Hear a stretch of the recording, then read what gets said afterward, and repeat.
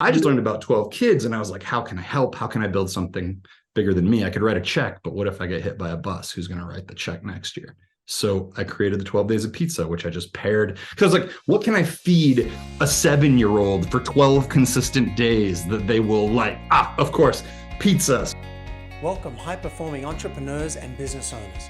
Do you suffer from shiny object syndrome? Do you often feel scattered and distracted, making it hard to implement your plan with all the ideas and strategies coming at you? Do you often wonder if you have the right goals and plan? Welcome to Extraordinary Focus with David Wood, where we help you achieve way more in less time. Get the laser focus you need so you can double your business, double your impact in the world, and be an even more extraordinary entrepreneur and human. Let's dive in and stay tuned at the end for your gift. Welcome everybody to another episode with David Wood. And I have a cool guest today. I mean, none of my guests are, well, they're not all cool. So, and we have a very interesting story about how we met, but let me first give you his bio and then we'll get him out here. So Sean Covel is a Los Angeles-based, maybe, film and television producer who grew up in the Black Hills of South Dakota. And his credits include The 12 Dogs of Christmas, directed by Academy Award winner Keith Merrill, and the iconic independent film Napoleon Dynamite, which I have seen a couple of times, actually. His films have won multiple awards, generated over $250 million. I read that wrong initially. This morning when I read it, I thought it was $250,000. And I was like, oh yeah, all right, that's pretty good. $250 million in revenue. And has gotten nerds prom dates across the globe. I might have to watch the movie again to help me with my dates. And also, I really liked in the bio about, well, let's get him out here and then we'll talk about the bio. So Sean, thanks for being on the show. David, this is exciting. I'm honored to join you. Thanks for having me, man. Yeah, my pleasure. We are going to talk about, I give people a preview. We're going to talk about a little bit about producing. We're going to talk about telling the edgy truth, because I'm on a mission to inspire people to share more of our real selves. And we're going to get some examples from you. And would you tell people how we met? Because people might think, given that I'm an actor in Hollywood and that you're a producer, I think they'd be very surprised at how we met. It was so random. Yeah, absolutely. We were not in Hollywood. We were on a mountaintop in the middle of Colorado. I had just moved to Boulder, didn't know a soul, and was excited to get established there. Needed a place to live, and was looking for different apartments and building my network. And we just ran into each other on like Facebook or something. And you had somehow found this gem of a mansion mountainside in Boulder. So I couldn't wait to go check it out, see if we might be roommates. And you're like, yeah, these 2 floors will be mine. These 2 floors will be yours. We can share the wine cellar with the Tuscan painting as a Zoom. Oh, that's right. Here's the garage with all the elevators for the cars. It was spectacular and random. It was. And I don't think at that point I had begun acting. So I wasn't even in the industry at all. I'd done like 2 short films in 50 years. So later on, when I decided to get into it, now it's a year and a half later, and I've moved to Hollywood and just gotten an agent and done my first feature film, whatever. I was starting to interview leaders in Hollywood. And I thought, who do I know? I'm like, wait a minute. That guy who came to my house, that random dude, produced Napoleon Dynamite. Let's talk to him. And I remember thinking, this is a cool guy. Like, you're a hip happening dude. And in your bio, and one thing that stood out to me is your work with charities. And so you founded the 12 Days of Pizza charitable program, which supplies food insecure families. And I had not heard that term before, and I really like it. Food insecure families with consistent meals across the Christmas break, which I think is a beautiful thing. And now you've got a kid's book, which I'm going to make a note to ask you about the book later and where people can find that. How does charitable work feature in your life?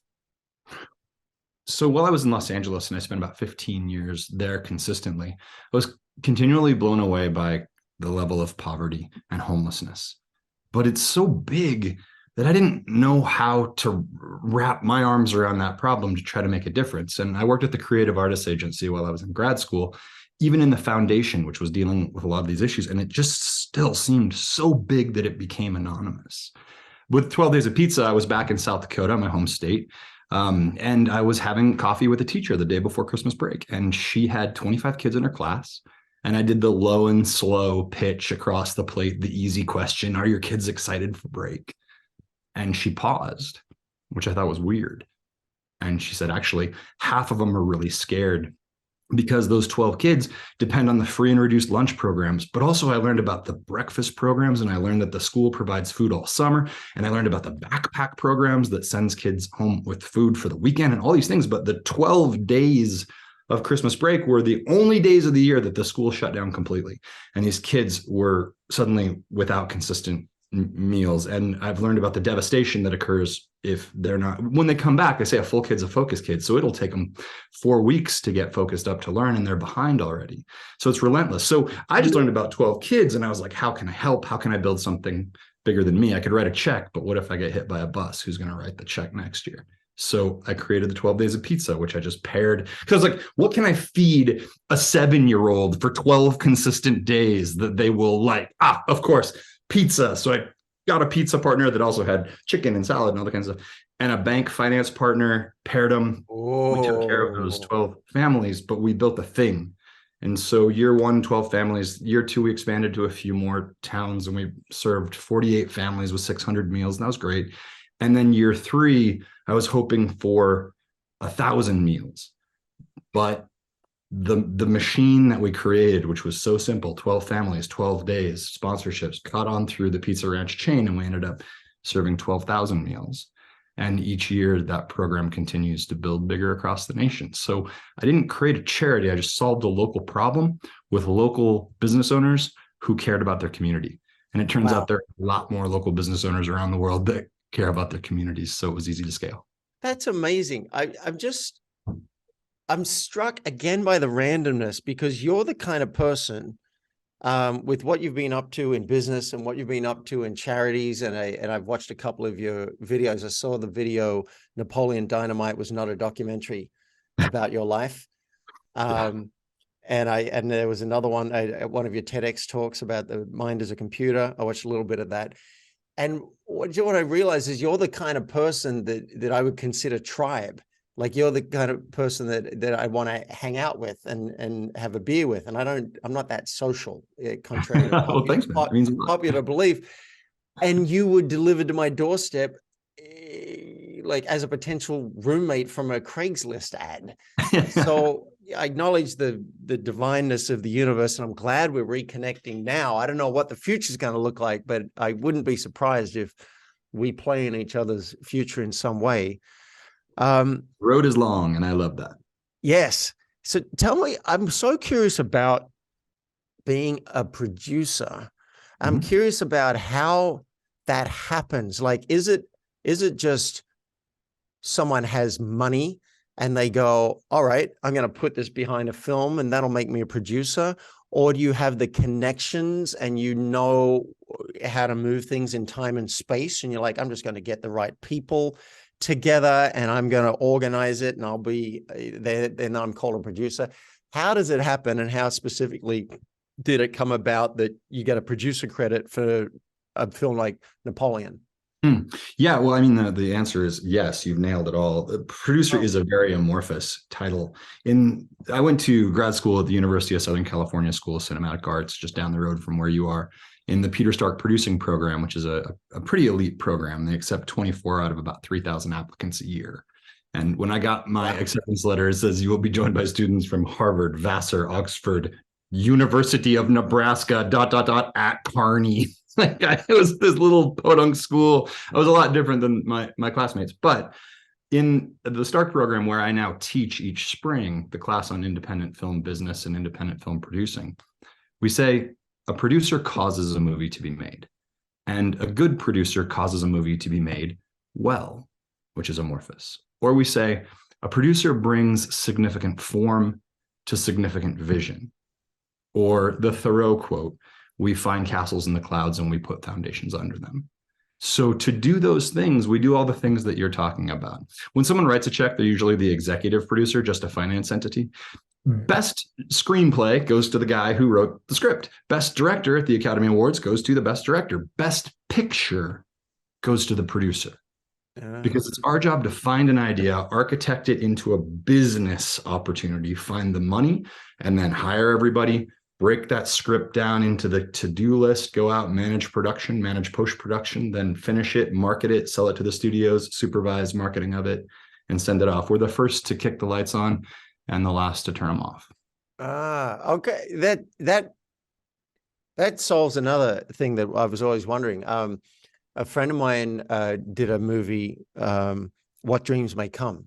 Yeah. Barnett Bain produced that, and it won an Oscar for best visual effects. So that wouldn't have gone to him directly. So, but could he still call himself an Oscar-winning producer since he produced a film that won an Oscar? Or... You start to see a lot more words on the thing, like, oh, producer of the Academy Award nominated, or the Academy Award. There we go. There we go. Pretty quick, we just start juggling. Of the Oscar-winning picture. Yeah. Okay. Yeah. Okay, cool. So you studied this. You weren't just like sitting around in someone's backyard and like, I think I want to make a film.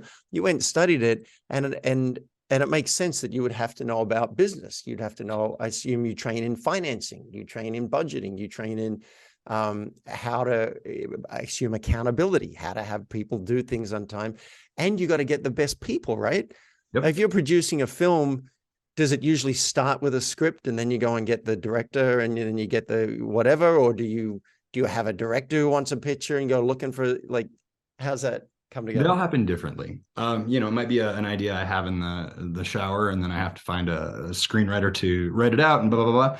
Or in the case of Napoleon Dynamite, I was at USC with my best friend and business partner, Chris Doc Wyatt. And Doc and I were sitting there one day toward the end of grad school. He's like, hey, man, let's go to Sundance. I have a friend who's got a short film in one of the side festivals. It's called Slam Dance. So cool. We went up to Sundance, went to the side festival, Slam Dance, where we saw a black and white short film, 16 millimeters, probably about 8 minutes long, called Palooka, about a tall, skinny kid with a perm who just wants a suit for prom and a wig for his new friend, Pedro.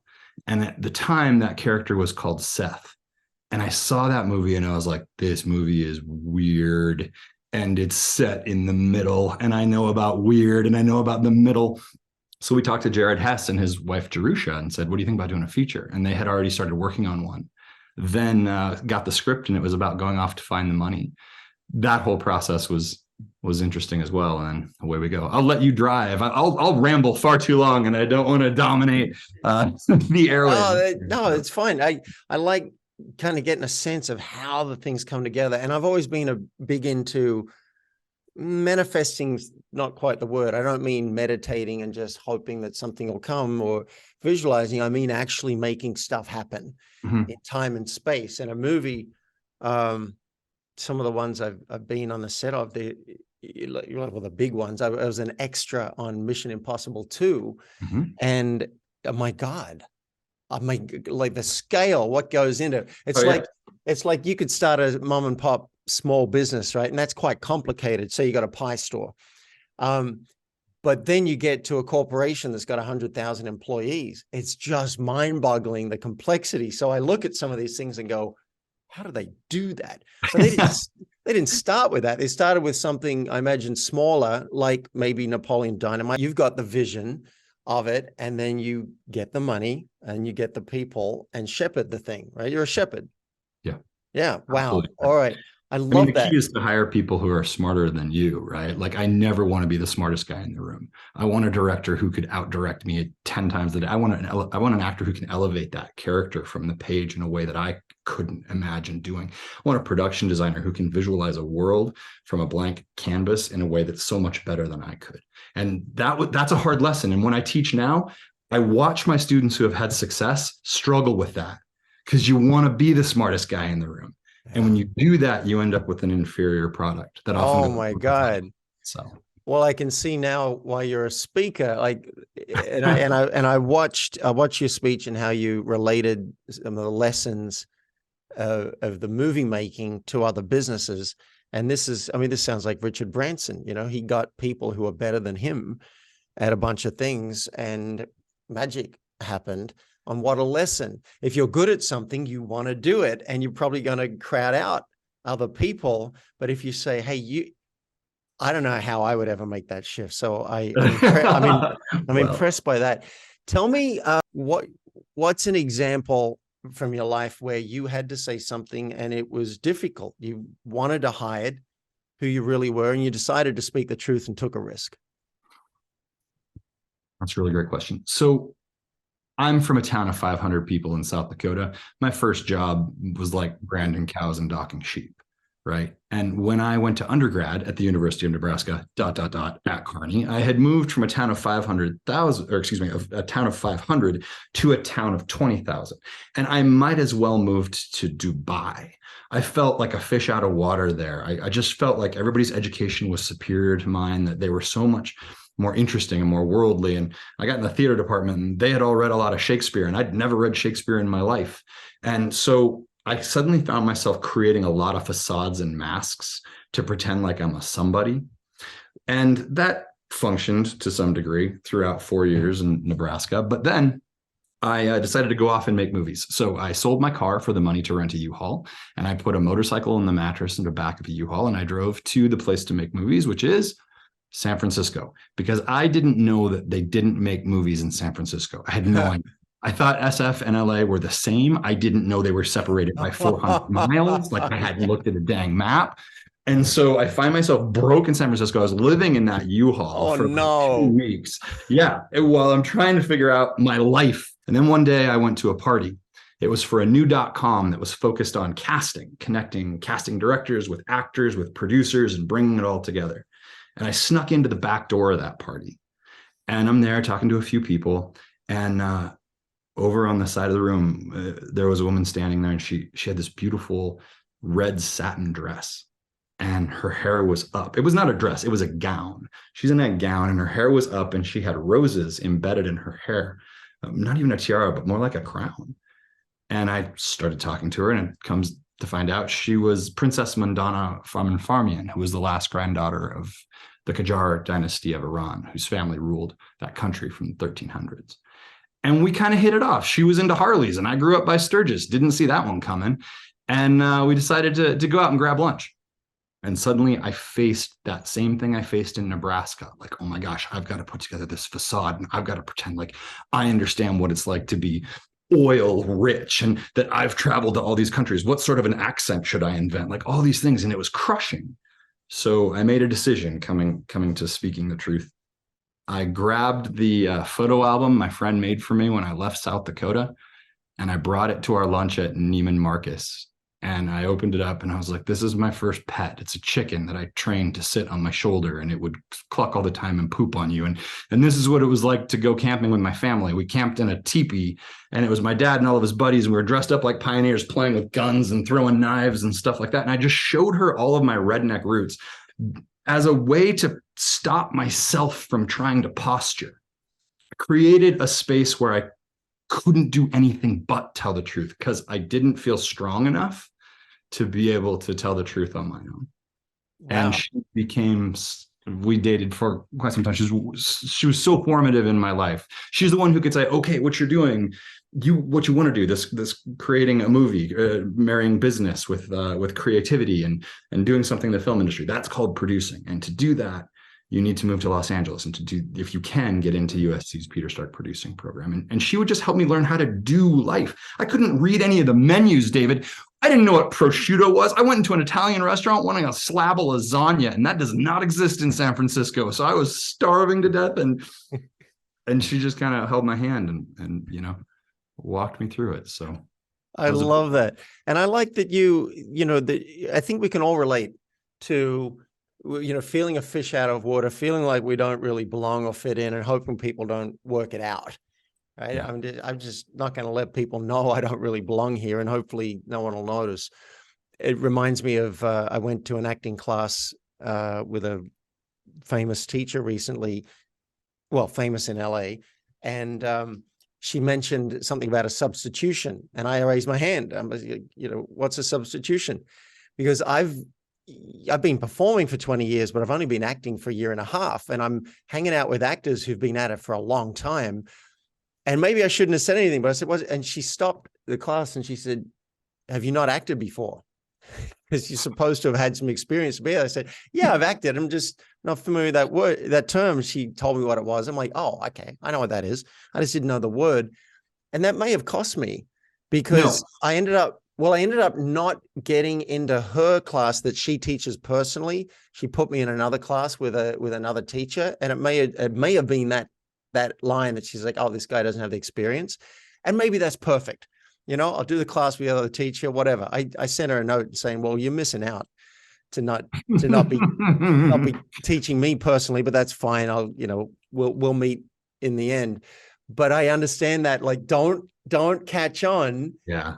And I think I and you are here to say there are advantages in naming that mouse instead of the elephant and saying, hey, this is what's going on. I don't know what prosciutto is. This is wild for me. I don't understand this restaurant. I don't understand your life. Tell me about it. And that's endearing. I like it. That curiosity is very endearing. And posturing is not. And in Hollywood, I mean, gosh, the most powerful thing you can have is an original point of view. And it turns out that the thing I was hiding, working hardest to hide, was an original point of view. Wow. Yeah. I was just watching the Elvis movie last night with Tom Hanks, and they're all trying to push him. They're trying to push him to not wiggle and not shake and to dress differently and whatever. And there's this moment where he has to choose because people don't like that. They're not liking it's not working for him. And then finally he does it. And that's as far as I've gotten in the movie. But it was like he was not going to be Elvis because people are saying you've got to be this. But that's not what the world wanted. The world wanted someone who was just being themselves. Tell me about, in the pre-interview, you mentioned a mouse that like telling the truth to yourself. Mm-hmm. Yeah, so we were talking a bit about, what are the hard truths? And I've had to speak truth to power a few times. And Hollywood, they're slowly being evolved out, but it was run by level 10 screamers. And you haven't lived until suddenly a powerful producer turns to you and they go straight baboon in your face with a vein and with the spit in the side of their mouth, screaming bloody murder. That is a shocker. I've had to do that more than once. But telling a truth to myself, that was a whole different difficulty. And for me, the truth that I resisted telling for a long time was that this experience of making movies, amazing. I've produced 10 films. I got to travel the world. I've made my best friends. I've willed some stuff into existence, but that may be done now. That's a job of transacting movies. That's a job of transacting stories, finding an idea, transacting it into the world. And what I like to do is tell stories. And it's starting to pop out. Once I finally said, you know what, this may be done. And it may be time to be a storyteller instead of a story transactor. Suddenly I wrote the Porter the Hoarder series, which has 7 books in it and goes to every first grader in South Dakota on Porter the Hoarder Day and is expanding across the nation, which is awesome. And I wrote Muffle Your Snuffle, a little simple children's book about not blowing snot all over your friends, because my sister's a kindergarten teacher and she's like, I can't teach them to sneeze. They're not catching it. So I wrote that. And Marley McDougall's Magical Night, which is a magical Christmas train book. And these things are happening. I'm working on a new book right now to help with family engagement here in the state. And It's cool to feel the universe say, okay, you were fighting hard, but now you're getting on the right path. And only history will know if it was the right path. And also with speaking, all of this is incredibly reactionary. Like, it's been really cool being a keynote speaker. I love going to these conferences and I love to connect with so many people in so many industries. Never did it intentionally. Just asked, was asked to pop over and speak at an educator conference. And that led to that and led to that and led to that and led to that. And off we go. I love it. And I'm impressed too. 60,000 copies of the book will be given free to first grade students. I mean, that takes some business savvy to pull that together, to get the financing, to get the corporate sponsor, to get the nonprofit, to get the school system together, to get 60,000 books in the hands of kids. That is something. It doesn't hurt your sales either. No, not at all. Of the books, and publishers love that shit. So that is, and this is a real compliment. You're reminding me of Brendan Burchard. I don't know if you've heard of Brendan. but he's a genius. If he's not bigger than Tony Robbins now, he will be. Mhm.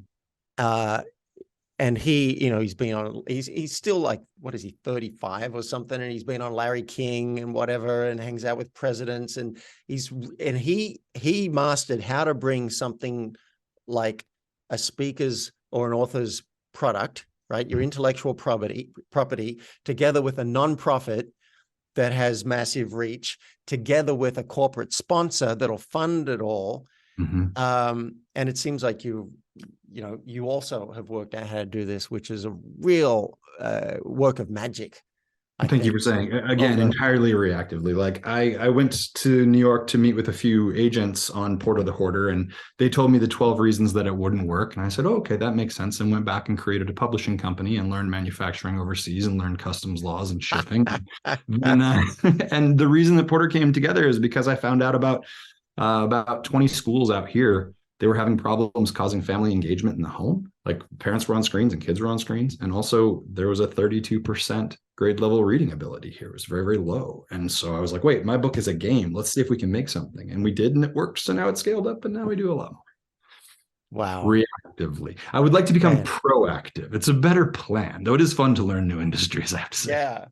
Man, I have really enjoyed this interview and getting to know you a bit and just seeing the magic that you're able to work in life.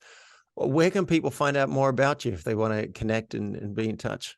Oh, well, you're very kind for asking. SeanCovel.com. It's a redirect to my production company, Red Road Incorporated. It has information on speaking and stuff. And then the books, like if you have a little in your life, somebody who's kindergarten through third grade, check out Porter the Hoarder. You can find it on Amazon. There are, again, 7 books in that series, or go over to porterthehoarder.com and see what we're up to. Maybe we can help you out in your school too. That'd be pretty okay. And Covel is one L. So Sean Covel, SeanCovel.com. Go and check him out. Man, thanks for being on the show. This was a real pleasure. Honor and a privilege, David. Thank you so much. I'll see you in Los Angeles. I'll be there next week. Oh, excellent, man. We have got to hang out. Okay, cool. Later on.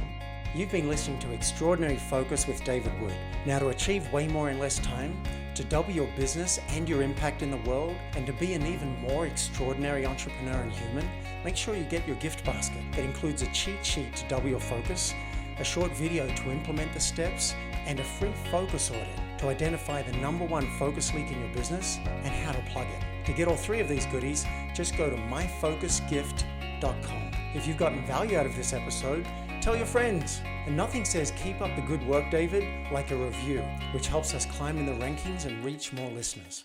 Now, let's be extraordinary.